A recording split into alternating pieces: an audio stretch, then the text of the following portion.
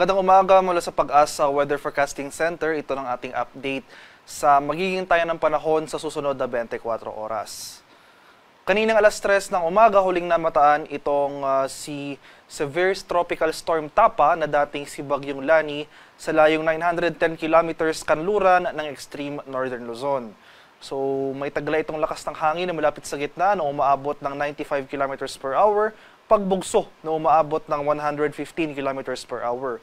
Yung movement nito ay north-northwestward sa bilis sa 15 kilometers per hour. Yung bagyong ito ay malayo na sa ating kalupaan at wala ng direktang epekto sa panahon sa ating bansa. Patuloy naman yung pag-iral ng easterlies o yung mainit na hangin galing sa Karagatang Pasipiko dito sa areas ng Southern Luzon, Visayas at sa Mindanao.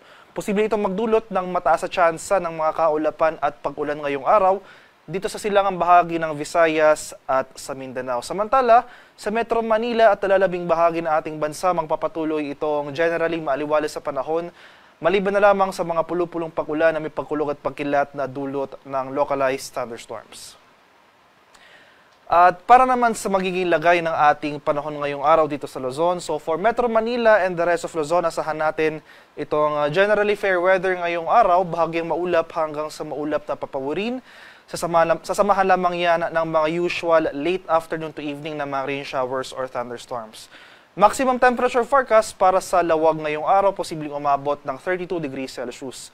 31 degrees sa Tuguegarao at 22 degrees Celsius sa Baguio City. Maximum temperature forecast for Metro Manila ngayong araw, posibleng umabot ng 33 degrees Celsius, 32 degrees sa Legazpi at 29 degrees Celsius sa Tagaytay. Sa areas naman ng Palawan, Visayas at sa Mindanao, ito ang silangang bahagi ng Visayas-Mindanao area. Dahil sa easterlies, particular na sa mga lalawigan ng Caraga at Eastern Visayas, asahan natin ang makulimlim na panahon ngayong araw at mga kalat-kalat na pag-ulan, pagkulog at pagkilat. So mataas sa tsansa ng pag-ulan ang ating inaasahan over these areas, kaya maghanda po tayo sa mga posibleng banta ng pagbaha or landslides, lalong-lalo na kung tuloy-tuloy ang pag-ulan na ating mararanasan. Samantala sa Palawan at talalabing bahagi ng Visayas, so Western Visayas, Negros Island Region at Central Visayas, pati na rin dito sa rest of Mindanao, sa Northern Mindanao, Zamboanga Peninsula, Barm, Socsargen at Davao Region, ay maliwalas sa panahon rin na ating inaasahan. Posible may mga nararanasan tayong early morning thunderstorms ngayong madaling araw, especially nga dito sa bahagi ng Davao Region. Pero hindi naman natin inaasahan na magtatagal yung mga pag-ulan na ito for the remainder of the day. So buong Visayas at buong Mindanao, hindi magtatagal yung mga pag-ulan na ito, pero late afternoon to evening, posible muli na mabuo yung mga kaulapan o yung mga thunderstorm clouds at posible magdulot ng mga biglaan at panandali ang pag-ulan. So maximum temperature forecast para sa Kalayaan Islands ngayong araw, posibleng umabot ng 32 degrees Celsius, 32 degrees rin sa Puerto Princesa, 33 degrees sa Iloilo, 32 degrees Celsius sa Cebu at 30 degrees Celsius sa area ng Tacloban. Maximum temperature forecast para sa Cagayan de Oro ngayong araw, posibleng umabot ng 30 degrees, 33 degrees sa Davao at 33 degrees sa area ng Zamboanga.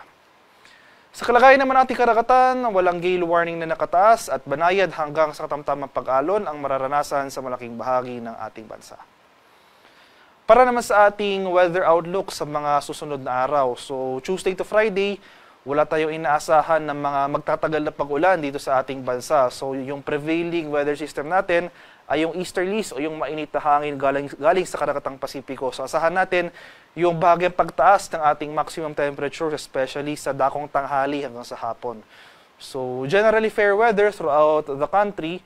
So hindi nangangahulugan na wala na tayong pag-ulan na mararanasan. Posibleng pa rin dyan yung mga usual late afternoon to evening na mga paulan na dulot ng thunderstorms, especially nga dito sa silangang bahagi ng ating bansa. Kaya patuloy tayong mag-monitor ng mga thunderstorm advisories na posibleng i-issue ng ating mga local Pag-asa Regional Services Centers sa ating mga lokalidad.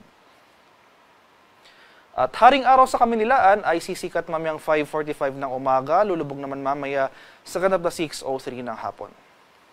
Para sa karagdagang impormasyon tungkol sa ulat panahon, lalong-lalo na sa ating mga thunderstorm advisories or rainfall advisories sa posibleng i-issue ng ating Pag-asa Regional Services Division sa ating mga lokalidad, ay follow kami sa aming social media accounts at DUST_Pag-asa.